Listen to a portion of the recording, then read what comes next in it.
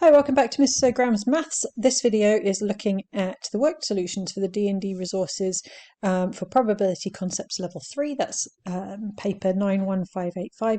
And we're looking at the Practice External Assessment number 3. So a thank you to D&D Resources for allowing me to use their materials and make these solution videos for you. I have put a link to their website in the video description. From there you can order paper copies of these books, which if you don't have that already, I highly recommend you grab a copy and work through these like they're real exam papers. Okay, on to question 1. So we're comparing these two probabilities here. The first one we are doing for a single die. Probability of a single die getting at least 1 6 in those 4 throws. Well, that will be 1 minus the probability of getting no 6s. That's easier to work out. So this will be 1 minus the chance of getting of not getting 6 will be 5 over 6 times 5 over 6 times 5 over 6, 4 times. So it'll be 5 over 6 to the power of 4. So each of those 4 rolls was not a 6. So 1 minus 5 over 6 to the power of 4, and that equals 0.5177. Now, the probability for the double dice, getting at least one of those double throws to be 2 6s. Well, in a double throw, we have 36 possible ways to roll 2 dice together. So the chance of getting a double 6 in that is only 1 out of 36. And we'll do 1 minus the probability of no double 6s, like we did in the first one. So that'll be 1 minus 35 out of 36 for the ones that aren't a double 6, and that will again happen 4 times in a row. Sorry, my mistake, not 4 times. This one, for the doubles, we're doing 24 throws. So we'd have to do that for 24 throws. So 35 over 36 is going to be, well, we're going to do 1 minus that to the power of 24. Gives us 0.4914. Now comparing that, that is less than 0.5177. Therefore, it's more likely to get that single situation.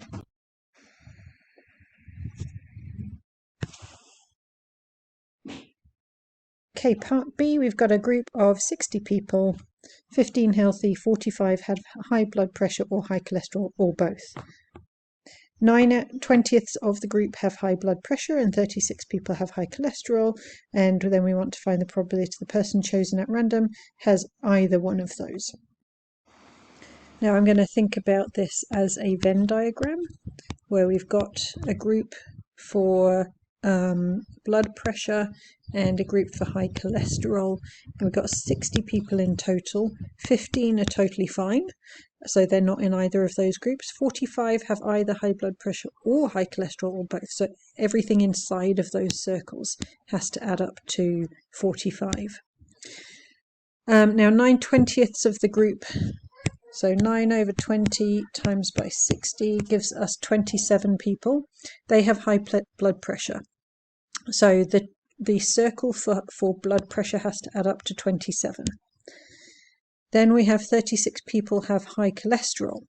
So if that the blood pressure group is 27 and the cholesterol group is 36, and we add those together, however much more than 45, that's how much overlap we have, because those two, the total of the circles have to add to 45. So if we take off 45, we've got 18 extra. So it's 18 in the middle here. Now 27 minus 18 gives us 9 in that gap, and 36 minus 18 is going to be 18. Okay, so now we have the question was that we need to work out the probability the person from the group has either high blood pressure or high cholesterol. So that's the probability of blood pressure or high cholesterol, which is everything that's inside of that circle. I have rather overthought this solution a bit. That adds up to 45 out of 60. So 45 divided by 60, that proportion is 0.75. Probably could have got there a little bit quicker. I think that they probably intended this question to be a bit trickier, but we could have picked out the 45 from the question just here. Anyway, let's move on. Part C. We've got this cube gets painted and then cut up. We want to find out how many of these will have two of the faces painted. So if we start to sort of mark off where that would happen, it's going to be these cubes here that are in the middle but on the edge, if that makes sense. So we've got one there, one here, here, and here on the top layer, and then we'd have the same on the bottom layer as well. So there, and then at the back there's two that we can't see. So that would make a total of 8 so far. Then we also have the middle layer vertically, if you like. We've got this one here, that edge there, that one, and then one on the far side that we can't see, so that's another 4. So in total we've got 12. So that's 12 out of 27. So 12 divided by 27, 0.44. Okay, these are then placed into a box, one cube chosen at random.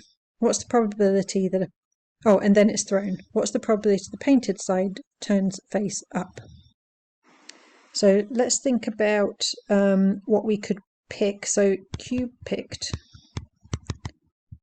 could be either one side painted, two sides painted, or three sides painted.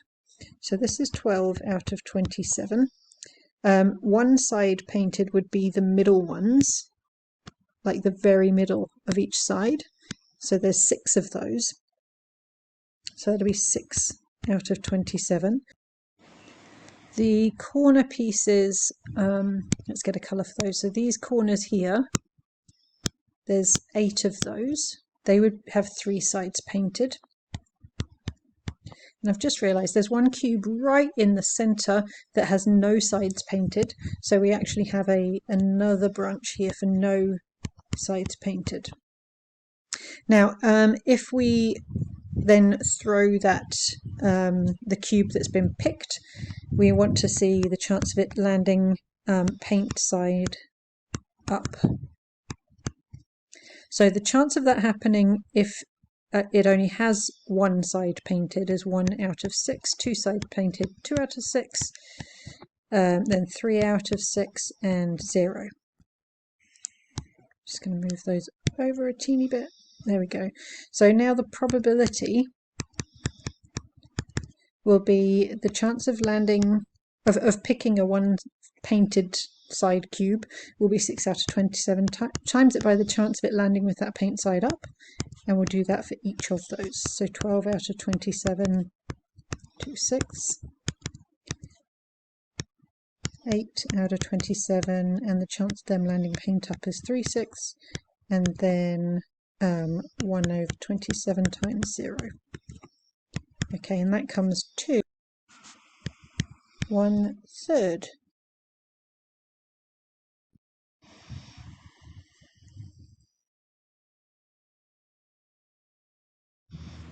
Now part 3 wants us to expand that into thinking about a cube that is n big.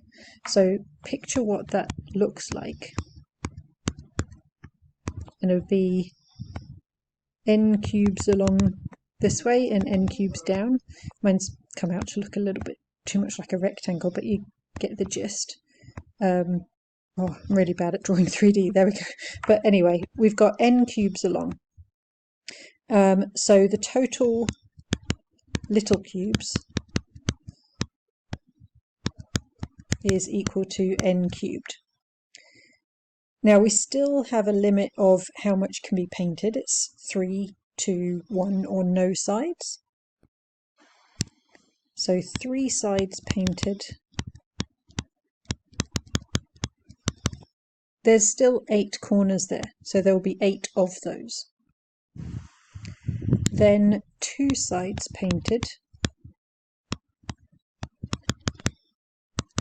will be each of the pieces in between, but along the edges of those faces.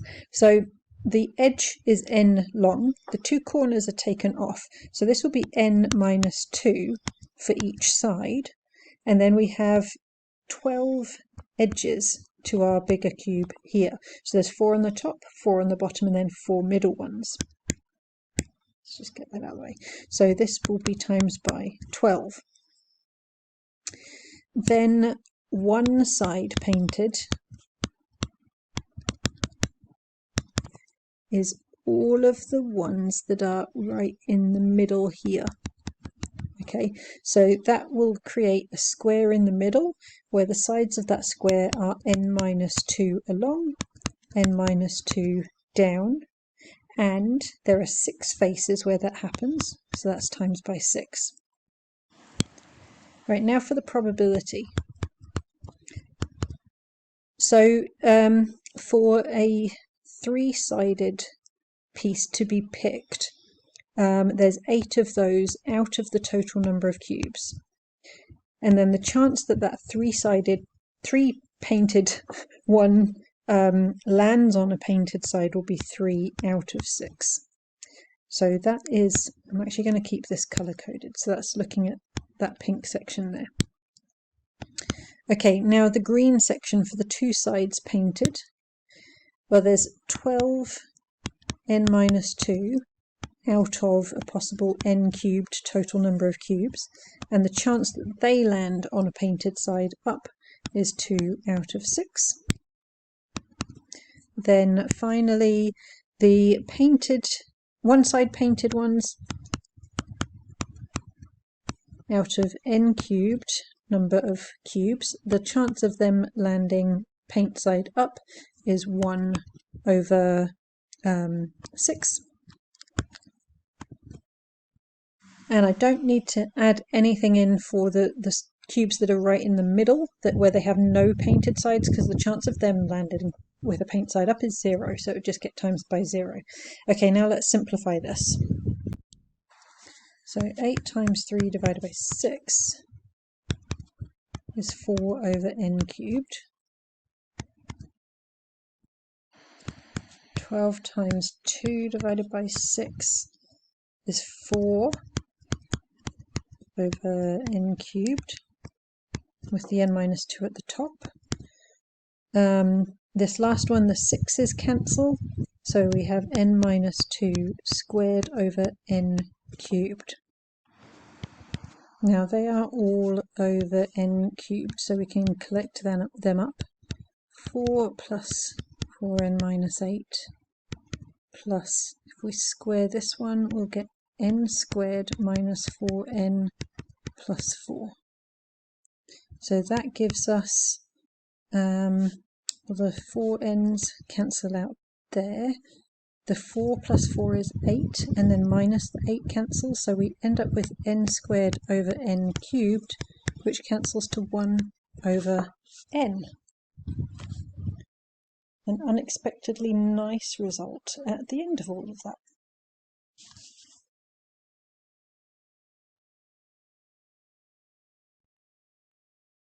For the first part of question 2, we're explaining false positive and false negative. So a false positive is when you get a positive result saying that they do have breast cancer when they actually don't. And a false negative is the other way around. It's when the result says that it's negative when the patient does actually have cancer. Okay, for part 2, we're going to complete the table and then calculate the probability of a woman with a negative result actually getting breast cancer, actually having had breast cancer. So let's finish off the table first. So we'll read through this information at the top. 30% of women biopsied for breast cancer actually have it. Now we've got that result just there. 30% of 100,000 is the 30,000. If a fine needle aspiration cytology is used for testing, it creates a false positive rate of 3%. So of the ones that have breast cancer,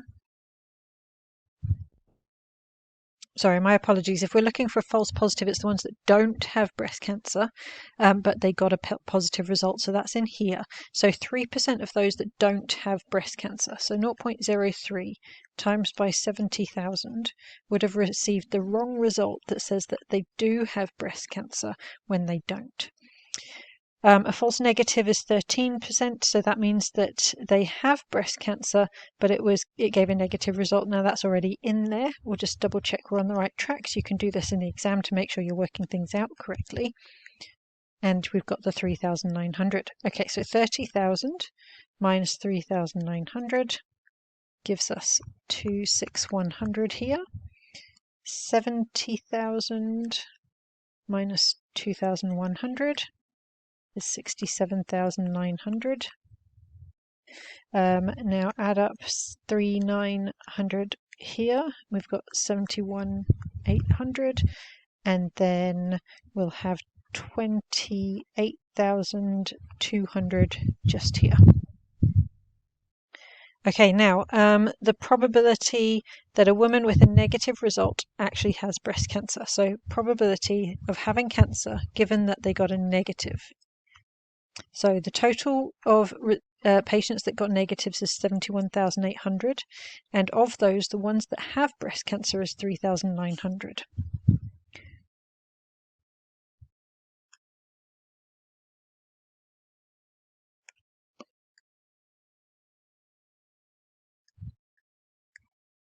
So that's 0.0543.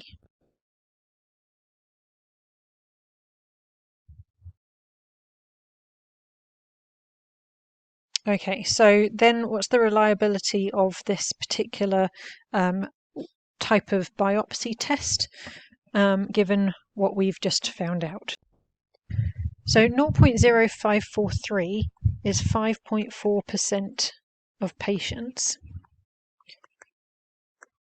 will get a negative result when they have cancer. So that means that it's not picking up the cancer. Now 5% is 1 in 20, so this is a little more than one person for every 20 that's not getting diagnosed correctly, which is more than you'd like for something so serious.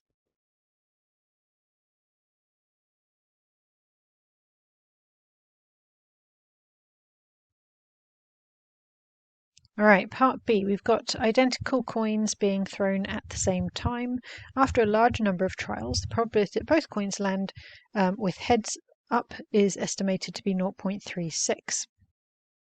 What's the probability that both coins show a different outcome, either heads and tails or tails and heads? So we can't assume these coins are a 50-50 chance of landing on heads or tails, because if it was, getting both coins landing heads up would be a quarter. So what we've got here is this could go heads, tails on the two different coins, so coin 1 and coin 2. The chance of getting heads comes out to 0.36. So the probability of heads will be the square root of 0.36, because these two branches would get times together, and those two branches are the same thing as landing on heads, because we're told that the two coins are identical. So the probability of heads, well, the square root of 0.36 is 0.6. Okay, so the probability of heads is 0.6, so the probability of tails is 0.4. Now, the probability of heads, tails, or tails, heads, we can pop our 0.4 onto here now, 0.6 onto there. So heads then tails would be 0.6 times 0.4, tails then heads would be 0.4 times 0.6. So we'd have 2 times 0.4 times 0.6 for two possible ways that can happen.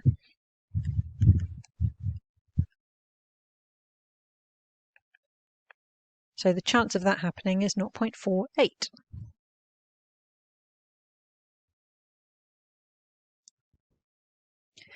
Okay, we've got Kelvin and his chances of getting the flu and then further health issues. So we can think of our tree diagram. If he gets the flu, he gets the flu or he doesn't get the flu. Let me just do that again. And then has health issues and no health issues, like this. Okay, the chance of him getting the flu is 0.4, so not getting the flu is 0.6. If he gets the flu, he's twice as likely to end up with further health issues than if he doesn't get the flu. So if we call this one X, this one will be X, then if he doesn't get the flu, it will stay as X, and if he does get the flu, that chance doubles of having further health issues. So then this branch would be 1 minus X, and this would be 1 minus 2X.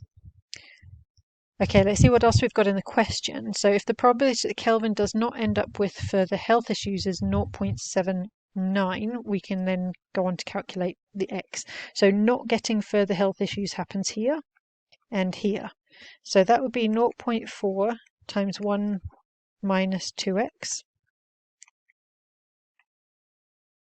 plus 0.6 times 1 minus X comes to a total of 0.79. I'm going to pop that into equation solvers to save us a little bit of time.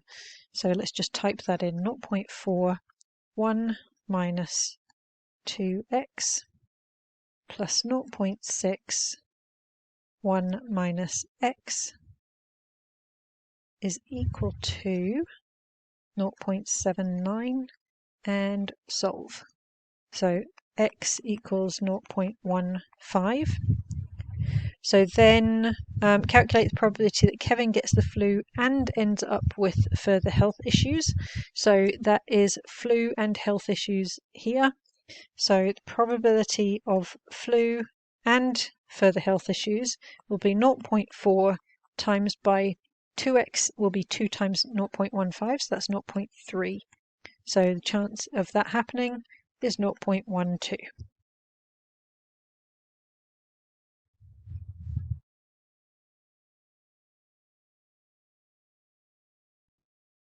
Okay, question 3, we've got to complete this probability table. We've got 4 potential outcomes, the best one being that the product operates correctly and is finished to the required standard. Imagine it like a tree diagram, so operating correctly is on your first branch as X, and it's to the required standard. Next branch is Y, X times Y. Now, if it operates correctly but is not finished to the required standard, the chance of that happening where it operates correctly is X. It would then be multiplied by the chance of it not being at the required standard, which would be 1 minus Y. Does not operate correctly but is finished to the required standard, so doesn't operate correctly would be 1 minus X, but is finished to the correct standard is Y. And then neither of them being true, 1 minus X, 1 minus Y.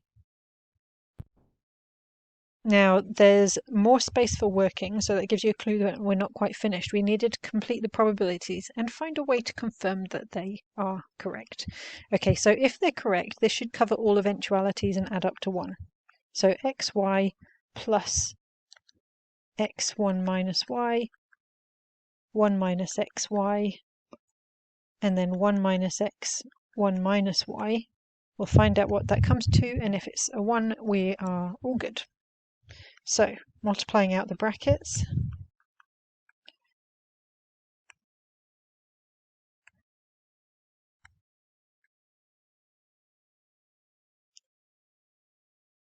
sorry, messed up on that one. So we've got 1 minus x minus y plus xy. Okay, so xy's cancel here, and they cancel here. We've got a plus x and a minus x, a plus y and a minus y, so that equals 1.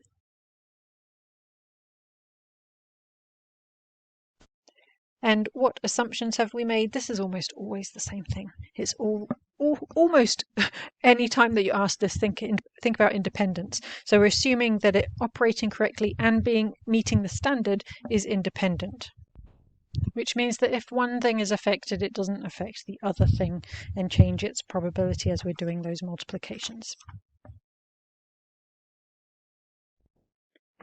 Now for part 3, we're going to go through and work out what those x's and y's could be. So we're told that if it operates correctly and is at the required standard, that makes 0.741. So xy is equal to 0.741. Probability that the product after manufacture operates correctly is 0.95. So that's just the x part. Operating correctly is equal to 0.95. So then y must be 0.741 divided by 0.95. So that's 0.78. Okay, now if 2 random products are selected for testing, what's the probability they are both rejected on one criteria, the operation or the finish? So if we think about, where was it? Operation and finish. So operating correctly and not operating correctly, and then finished correctly and not finished correctly. And we want where just one of those is not as it should be. So that's this branch here and this branch here. Let's just go back a step and put the numbers onto those branches. We've got the operating correctly being 0.05, so not operating correctly is 0.05. The finish being okay is 0.78, so the finish not being okay is 0.22. Okay, now we can pop those highlights back on for the 2 branches that we want. So the probability of being rejected for just one thing will be that first branch added to the second branch, and then that comes to 0.248, and then that's just for one of those components, one of those products being rejected on one thing. So if we want to do it for both of them, we're going to square that for the 2 things both meeting that criteria, and that comes to 0.248 squared.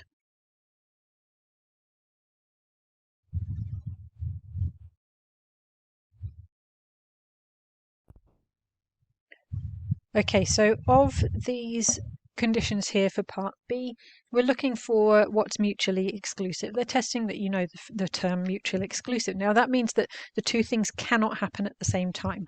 Now F is that they are female, so that's F. Y is that they are aged under 30. There's Y. And T is that they're aged 30 to 49.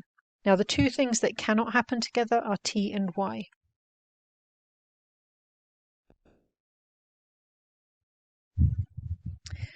Okay, now for part 2, state whether the events F and Y are independent. Okay, so the probability of F,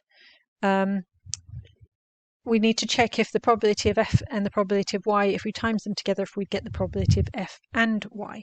So the probability of F is the probability of F female, so that is a total of 4 plus 5 plus 4, so 13 of them are female, out of a total of 30 people. The probability of Y is 7, so it's this 4 and 3. The probability of female and under 30 Y, so that's where they both occur, is 4.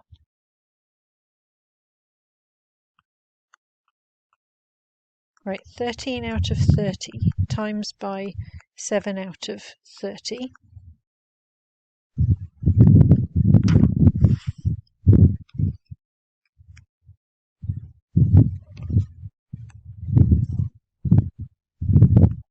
0.1011. 4 out of 30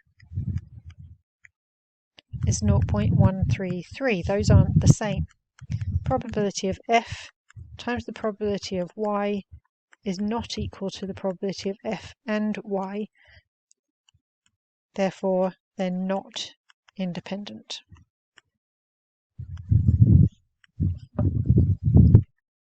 All right, I hope that helped you. If it did, please like, comment, interact with the video. It helps other people to find it too, and hopefully they will also benefit from it. If you're looking for further worked solutions, go to the home page of my channel, and there's more of these for this practice external assessment series from D&D. There's also tutorial videos and work solutions for past NCA papers. So go knock yourselves out, and I'll see you next time.